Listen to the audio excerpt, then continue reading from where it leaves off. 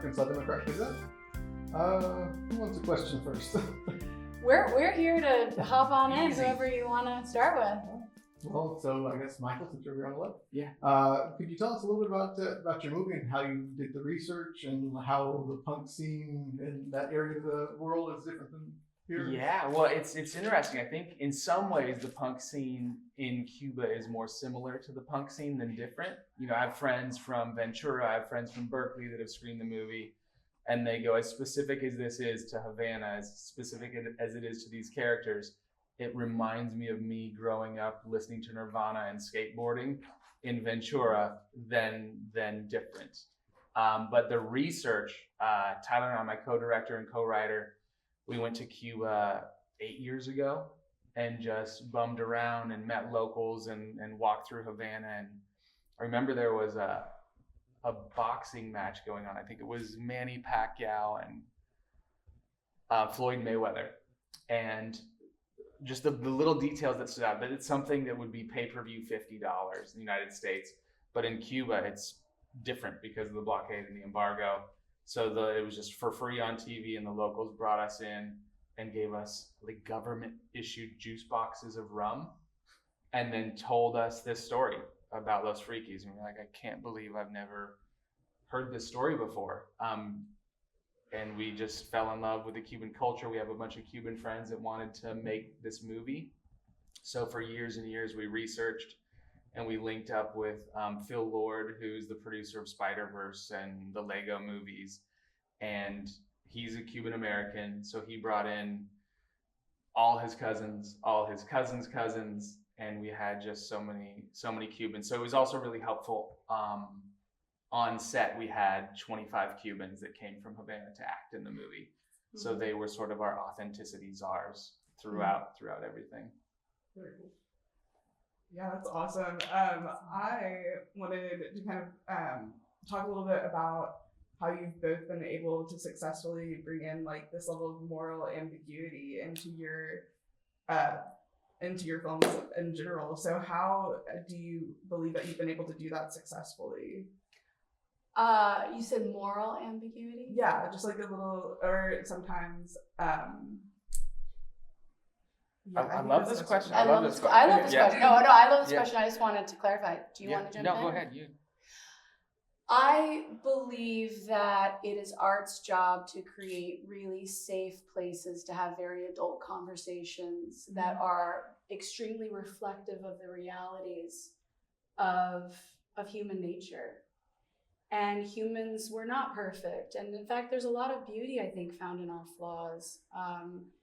I know that personally as a storyteller, I'm very interested in telling stories about humans doing very human things. I'm very fascinated with the gray, because I feel like when we watch stories where everyone's perfect and they're saying and doing all the right things, we don't see ourselves in that. We're not moved by that because it doesn't feel familiar. I think that real hope and redemption is illuminated through our mistakes. And so I just want to tell stories about characters that are in the process of becoming, because I think that those are the stories that really inspire us to become the better versions of ourselves. And I'll add to that. I think a lot of times actions, it's hard to know. It's contextual where the morality is in a lot of actions. And I think it's fun as a storyteller to play with when an audience gets certain information, so that something that may seem amoral is later discovered to be moral, and play with the audience sort of arriving at that conclusion a little bit later than they might have if everything was black and white. Absolutely. I think it's interesting too to play with our judgments. I feel like, especially for specifically my film Daddio, where when you first start watching it, you may have a certain idea about either character or even the character on the phone, and it's the purpose of the film is trying to be reflective of the longer you spend time with someone, the longer you dare hold a conversation with someone and create a space of non-judgment, a very imperfect person can actually change your life. So I think kind of playing with that of the prejudgment of the moral ambiguity, and then the more you press in, the more you realize you're just seeing a reflection of yourself. Equal answers. I love listening. My name is Sarah Ann Bost. I'm with Little Rock Daily, and it's a newsletter that just focuses on our area in Central Arkansas. Yeah. And shining bright light, positive news. And we live here. Welcome. I want to ask, I don't know if you've been to Arkansas before, but I'd love to hear something about Little Rock or Central Arkansas or Arkansas in general that has resonated with you since you've been here. Yeah. Personally, professionally. So this is my first time. I love to travel. And a lot of times people think, oh, you might need to go to Europe or Australia or Thailand to see and discover new things. I love traveling in the United States. 20 years ago, I rode my bicycle across the United States. I was a little bit north, so I didn't get to go through Arkansas, but I got to see so many different things and meet so many different people. And last night when we came in, our flight was delayed, so we came in late. And we asked, what is going to be open for food? And somebody says, oh, you got to go to Four Quarter. So we went down to Four Quarter. We went to Four Quarter. We had a burger. I saw the mac and cheese. We got the burger. It was awesome. We got a couple of Yinglings. And then we walked home. So for me, even feeling the air, like it was, 83 degrees at 1 a.m. And we were walking back across the Arkansas River. And it was just such a memorable thing that I was like, oh, I feel like for whatever reason, I felt like this is what Jeff Buckley feels like, or felt like when he was on tour and would like stay out after a show or see a local thing, and the streets were totally empty and the river was so big. We don't have big rivers in California like that. And it just felt really special to be discovering this new place. And then we're staying, like we're going to be here through the whole weekend. So we've been here for 12 hours, but excited to hang out through the weekend. So we haven't been here long, but exactly when we went out last night, I was really marveling at the blending of old and new in terms of architecture. I felt like a lot of these buildings, I love that they've been preserved, and then I just found it to have such a charm to it as we were walking. And I don't know what bridge we were walking across. There were a couple of them. You're hypnotized. She loves like lights. And there were colorful lights on both these bridges. Lights, I was just like, wow, these pretty bridges all lit up with we all sound the like lights. we were on drugs, but we were just tired. We were jet lagged. We were staring at the twinkly lights. But yeah, there's a charm here that I find to be just really wonderful. I'm from Oklahoma, and I'm not claiming they're different states for sure, but I will say when we sat down, and I immediately felt that really like just endearing charm just wash over me. I felt like I was coming home. Christy, so this is your directorial debut, right? It is. And I haven't seen the movie yet, but I understand it takes place mostly inside of a cab. That's right. Why on earth would you do that for your first film? Could you talk about like the logistics of making that visually interesting? Sure. Well, I will say, so I started in the theater world. I'm a playwright. So actually, to choose this as my first film, I think feels very on brand for me because I come from spaces of containment. Most of my plays are 2 to 4 people in a room talking to each other because that's what most plays are. I have 2 musicals that I've written. I'm a librettist as well, which have a little bit more to them. But yeah, it felt like a very natural first one for me. I look forward to, if I get to do it again, to do something with, dare I say, more locations and more scope. But this one felt very uniquely mine and very from me. And again, just a reflection of the kind of stories that I'm really interested in. I love that it's one gigantic conversation because that's kind of my bread and butter coming from the theater space. But it was tricky, I have to say. I didn't know what I was getting myself into, and thank goodness I didn't, because I probably wouldn't have signed up for it, because as a first timer, to be tasked with that is, it was very complex in its simplicity on the page. So thank goodness Faden Papa Michael, our DP, who is a legend in his own right. I'm grateful that he read the script and really wanted to come on board. He had just come off of the $450 million Indiana Jones. So for him to sign up for, we were a very indie movie. We got acquired by Sony Pictures Classics when we premiered at Telluride, but we were a tiny little film, and I'm just so grateful that he believed in it, that he believed in me. And we had a lot of conversations about where to put the camera and why. I have to say I'm very proud that we really decided to issue a lot of restraint, because I think if you don't have confidence in the material or in the story that you're telling, you could feel tasked with being clever with the camera. And we talked a lot about that. Every time we placed the camera anywhere, we would talk about the emotional implications for that. Whose point of view are we in? What are we trying to discover? What are we trying to unveil?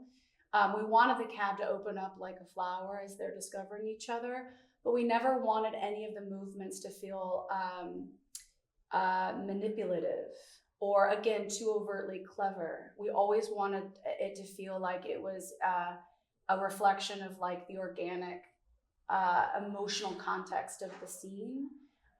Same with the score, same with the production design, all of it, just trying to, not trying to overdo it out of fear or insecurity, of really feeling proud of the material, trusting the material, and really just surrounding those performances above all, and not trying to rely on camera trickery in order to keep the audience engaged. Because for me, I feel like as long as it's compelling enough in terms of human emotion, you don't need to rely on being clever in those ways. Did you and your team like study other films that are set in like minimal locations? Like I think of like one movie that's set inside a cab. It's a Jim Jarmusch movie, Night on Earth. So the movie that I did not know it existed. Locke, I think, came out in 2013, 2014. For whatever reason, I missed that film because I started writing Daddio around the same time. And then Daddio started getting passed around town back in 2017. It was on the blacklist in December of that year. A lot of people kept comparing it to Locke. And at first I was like, oh no, I thought I was being so clever. Someone got here before me. It's not a cab, it's his own personal vehicle. And it's just him by himself getting these phone calls.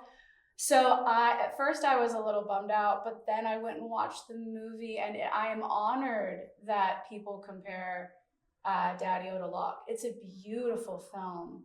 And again, I watched it a few times as we were gearing up to go shoot. And Locke is an incredible reflection of the restraint that I was talking about. And it is absolutely compelling. You can't take your eyes off of him. I love that movie. I feel like it's almost Shakespearean in nature. But also looking at other films like Rear Window, Shiva Baby is basically all in that brownstone. Looking at films like My Dinner with Andre, it's definitely been done, and I hope people will continue to tackle the one location film, because I do think it does offer, the audience gets to be a fly on the wall. I have a quick question for Mr. Schwartz. Mm-hmm. What is it like to collaborate as an actor and a director? I don't know, because I'm not an actor, but collaborate like with actors? Yes, to collaborate with actors and directors. I'm sorry. Okay. I mean, it's so fun when you get talented actors. They can bring so much more to a story with a performance and things that are between the lines.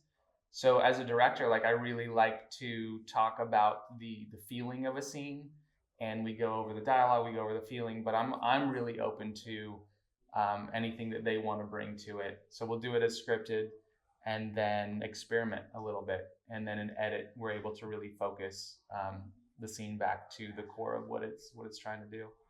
But it's fun to experiment. I kind of wanted to draw on just like the casting choice for both of these films. So like, I guess like, so how did this all come together for you guys like this? Respectively. I'll go first. For Los Frikis, for us, we really wanted it to feel like you were in a documentary, not to feel like you were really watching a movie.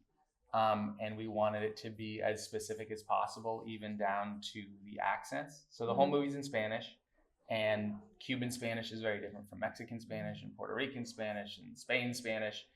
And there's some really great actors that I love, but we wanted to cast it with Cubans, and Cubans that really understood sort of the subtext of the situation in Cuba in the early 90s. So again, Phil Lord, our producer, had friends. So he connected us with the lead of the movie. Well, there's sort of three leads. There's Hector, there's Eros, and there's Adria. And Hector started out as a script consultant that Phil Lord's cousin introduced us to. And for 6 months, we would just go over the script, and he would say, oh, you know, this is more how it would be in Pinar del Rio. This is how it would be in Havana. And then when we were wrapping up, he goes, I want to be in the movie. And we just were like, okay, like we'll find him a role. He's been cool because he's such a polite, like quiet guy in our experience with him. And then this guy was like punk rocker, mohawk, like wolf energy. And he did a read just on an iPhone and sent it to us. And we were just like, holy shit, I guess that's Paco. And he worked really hard. He dropped like 20 pounds, became sort of Brad Pitt from Fight Club body to really tell the story of people that are either afflicted with AIDS or HIV or starving. And from there, you know, like he knew some people. A lot of our cast went to an acting academy in Havana together and had done stage work or had done Cuban films together. It's a pretty tight-knit community of Cuban actors. And I'm so excited for people to see the movie because these performances, like I've been blessed to have worked with some really great actors, but these guys were incredible. And then Adria Arjona, who came in, and she's blowing up right now off of Hitman, and she is performing in Spanish in a perfect Cuban accent in this movie.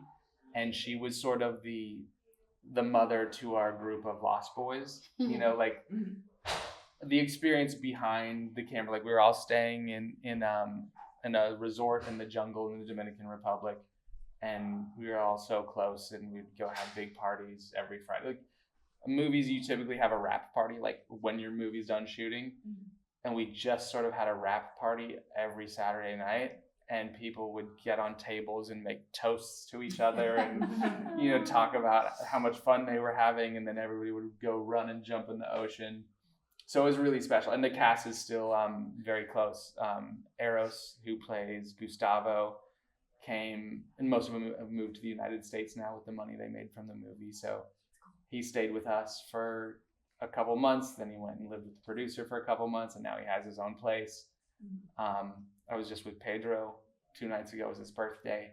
So we're all, it's cool. It's now a very extended family in a way that I think specifically for this movie was more life altering for them. Not even because of the work. Like, yes, I think whatever, I'm really proud of the work, but that the money really allowed them to change their lives and move to the United States and move their families to the United States in a way that I think, and somebody will have to check the math, but I think government pay in Cuba is about $20 a month. And they get, you know, many services and food and rent taken care of. But I think the movie we paid them SAG rates. So I think they made, you know, 100 lifetimes of a government wage in Cuba, and were really able to change their lives. Yeah, that's awesome. Yeah. Michael. Yeah. Can we talk about the Peanut Butter Falcon? Yeah, of course. For a second? So my sister, she's autistic. Yes. And I spend a lot of my time working with people with developmental disabilities. Yes. And there's really not too many movies that showcase them in a starring role like that. Yeah. Peanut Butter Falcon's like 5-6 years old at this point. Yeah. Something like that. 5-year anniversary right now. Excellent. Yeah. So have you seen any change since that movie came out with Yeah. So Zach, who stars in Peanut Butter Falcon and is here today, he's going to be doing the Q&A after the movie, was a friend of ours for a couple years before we made Peanut Butter Falcon, and he went to a performing arts high school. He knew what he wanted to do since the age of 3. He said, I want to be an actor. And it was hard for him, like he was placed in special education, but he's like, I want to be in performing arts. And so he worked his way into performing arts high school. And I met him at a camp in Los Angeles for people with and without disabilities. And we were making a short film, and he was really good. And we were having a beer one night, and he was like, I want to be a movie star. And I said, well, sort of your observation was my observation. I said, there's not a lot of roles written for people with disabilities. And he knew that my partner Tyler and I had made a short film that he liked, and he goes, well, write me a movie then. Like, just no bullshit, just write me a movie. And I was like, looked at Tyler, I remember, we're like, that'd actually be sick. Like, that'd be a good idea. And so we wrote him a movie. We didn't know any famous people. We didn't have agents or managers. And we thought, with like your camera, like, we're gonna go make this movie for $20,000. And for a couple years, we couldn't get anybody to read it. And then we went and shot like a test trailer that I'm gonna be showing at the seminar that we're giving, how to stage or from pre-production to this. From page to post. Page to post. So these stories about how movies come to be are really interesting. So we went and shot this footage with Zach to show that he was a movie star and also show what the world felt like. And sort of that got the ball rolling, and we got hooked up with Shia and Dakota and Oscar-nominated producers. But Zach is really responsible for that movie existing, and it was hard. That movie was not accepted to film festivals for a year. I think people were, when you're doing something that hasn't been done, and it hasn't been done successfully, it's hard to cut a new path through that jungle. So like that movie was rejected from like 10 film festivals for a year, and it almost never came out. And then South by Southwest admitted it. It won the audience award. Zach, as you will see, is so good at Q&As. He's like a rock star. He's like not shy at all, and really got a lot of positive reviews. And then since then, it's been really cool to see, and not enough, but more movies starring people with disabilities have come out in a much more meaningful way. Like, I could name 5 or 10 that I think are really great, but it's also, I would like it to be more. I know Zach just shot another movie with Vanessa Kirby, who Oscar nominated Vanessa Kirby, and she called and she was like, can you connect me to Zach? I want him to be in my movie. And we're like, totally. Called Zach. He's like, I'll do it. Yeah. So it is cool to see that opening up, and you see Cha Cha Real Smooth with autism, and you see like the movie that won Best Picture for the hearing impaired. What was that one called? Coda. So it is cool to see more of that, and there are just underrepresented communities in general. I think are really interesting. I think we're at a point in sort of storytelling history with movies where we've seen so many things.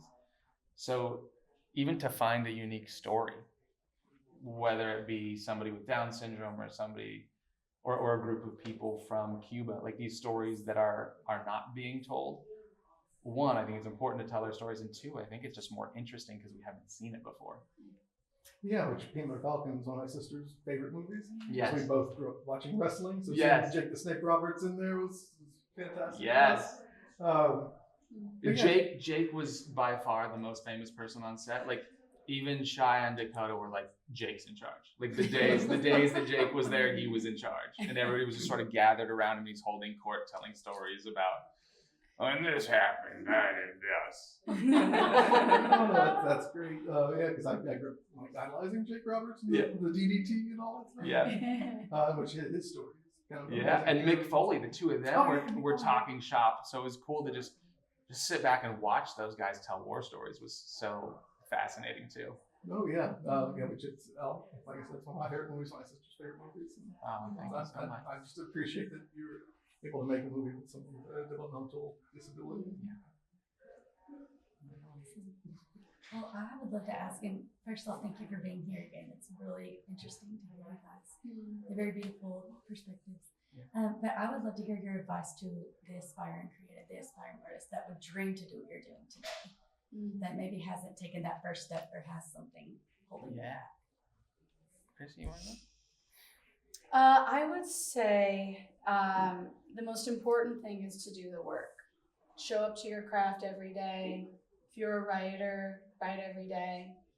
If you want to be a filmmaker, even grab your iPhone and go shoot a short with your friends. I think it's becoming a master of your craft by actually showing up to it is the most important thing, because I think when you're so focused on the end result, you don't necessarily have something to offer. Like there's this saying that says, if you're looking for an agent, then you probably don't need one. The agent should be knocking on your door because you're creating incredible art that's undeniable. And it is possible. It really is possible to, especially now with, there's just so many different ways. I mean, for Michael's a great example. It's like going out and shooting a proof of concept. Long before there was money, long before there were movie stars, Peanut Butter Falcon exists because they grabbed a camera and they shot a proof of concept for this thing that they had created.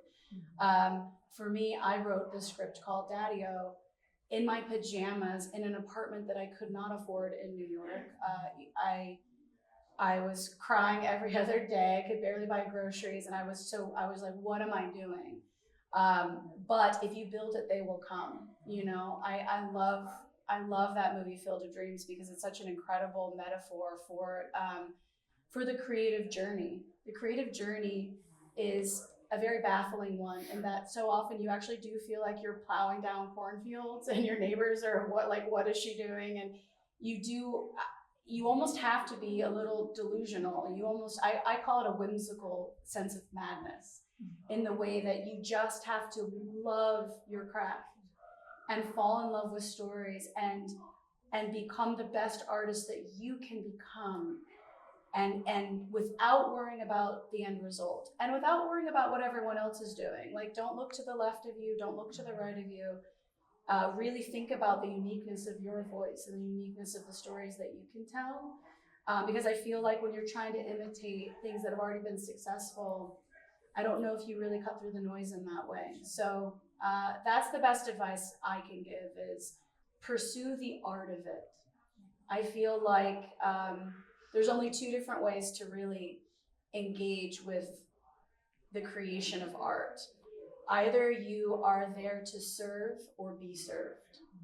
And so I would say attack your craft to serve, not to be served. And I feel like when you are there just to serve a beautiful story that you know that only you can tell, that's when suddenly cars are lining up to come watch the baseball game that you put together. And I think that's how it happens for me personally. I mean, I agree with everything that Christy's saying. And then I want to sort of return to the moral ambiguity question, because I think it's a mindset that if you're going to be a storyteller, very rarely are there true villains. And even just looking at the world, sort of, again, echoing what Christy said, looking at individuals without judgment, I think is important to be an artist and a storyteller, but also just really beneficial in life. And I think we're at a time where it's so easy to write people off completely for one thing they said or maybe unintentionally did. And for an artist and for society, I think just in general, I would really advise looking at people not as villains and really trying to understand them and what's in their heart. I think it's important to tell good stories. I didn't answer your casting, but do we have time for me to answer your casting question? I Or hope so, would you yes. get kicked to someone else? Oh, no, I would love to hear about your costume. Oh, okay, yeah, because I wanted to make sure I answered your question. So yeah, for me, I wrote Daddio. It kind of got passed around in 2017. The first person to get involved was Emma Tillinger-Koskoff, producer. she was deemed producer of the year when she made the first Joker and The Irishman in the same year, which I don't know how anyone does that, but she did. And so she attached, so that was very exciting. And then I let Emma know, like, I really want to direct this. And she's like, great. And then the script, Dakota's producing partner, Ro Donnelly, had read the script Daddio, and she said, do you mind if I pass this to Dakota? And I said, are you kidding me? I'd be so lucky. So Dakota read and raised her hand, not only to play the woman in the back, but also for her and Ro to come on and join Emma and I in the producing pool. So the four of us really surrounded this together. And then from there, Dakota said, what do you think about my dear friend, Mr. Sean Penn, for the cabbie? And again, I said, are you kidding? We would be so lucky. And so they both live in Malibu, they're neighbors, they're friends, and they've always wanted to work together. And it's kind of funny, Sean very famously doesn't really have an email. He's a little analog, which I love, which is perfect for the character.